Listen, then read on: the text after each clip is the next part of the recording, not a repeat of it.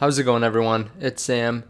We're doing a Workhorse update because they just had the CFO interviewed by a fellow YouTuber, and it's pretty interesting the answers they have to some of the questions that the YouTuber presents.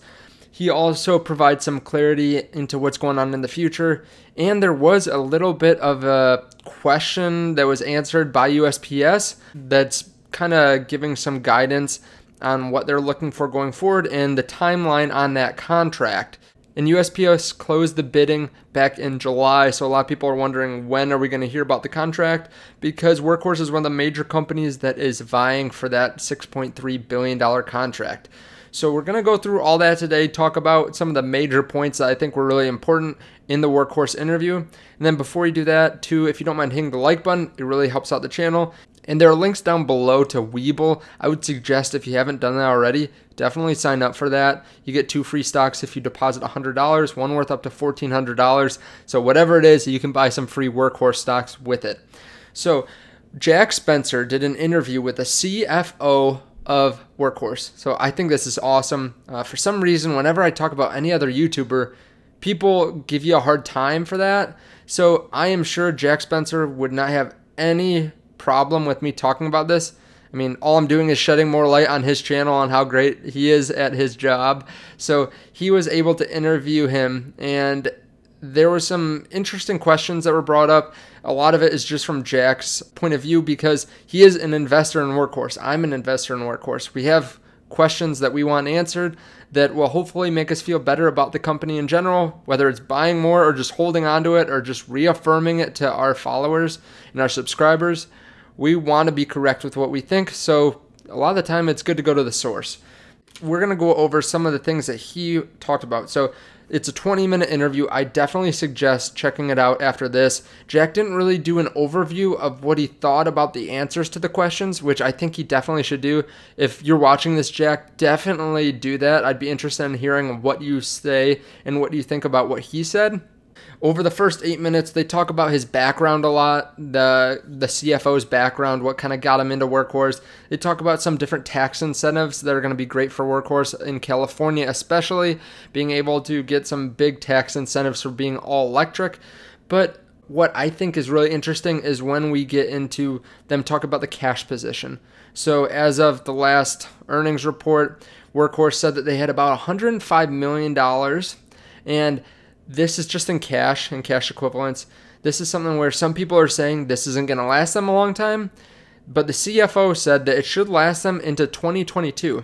So about a year and 4 months or so, it should be able to last them. He did state that if they get a big contract or if they need to make a lot more vehicles, that they're going to have to probably raise some capital. But in my honest opinion, I think that's pretty good. I think that if they get a big contract, the share price is going to go up dramatically. And when is the best time to sell more shares? It's when the stock price is really high. So they're going to be able to raise that capital, I think, pretty easily, honestly. Of course, it does dilute the shares a little bit, but if they have the opportunity to get a big contract, I am very happy with that. I'd be excited for that to happen. Now, they also bring up the fact that they've hired about 150 new employees, and he asked what they were, whether the CFO could let us know, and a lot of them are for production and for engineers. So this is good to know. It kind of gives us an idea for the general direction of the company, so they're trying to innovate. He mentioned that they're not trying to get stuck right in this kind of final mile contract or final mile vehicle. They want to branch out a little bit. He talked about how a lot of companies are reaching out to them to do final mile delivery for groceries. So like do refrigerated vehicles, which I think is really cool. That's a really big market when you think about all the different grocery stores that have to ship out their groceries or ship in their groceries. I think that's a huge market when you think about Meijer, Walmart, Target, anything that has refrigeration units needs to get the food there. So that is a huge possible business opportunity for them. It's not even really on the radar right now. I don't know of anyone that's talked about that before. It just got brought up in this interview, which I think is really cool. They're working on prototypes now for that. So hopefully in the future down the road, they'll be able to do that too. Now, there were a number of questions. He did ask Do we have any timeline on the USPS contract? Jack did ask about 10 other questions too, but he asked the major one. Do we know anything about the USPS contract, or can you tell us anything? The CFO said, we can't really let you know that. However, on trucks.com, they did a little question and answer with USPS, and USPS released the information.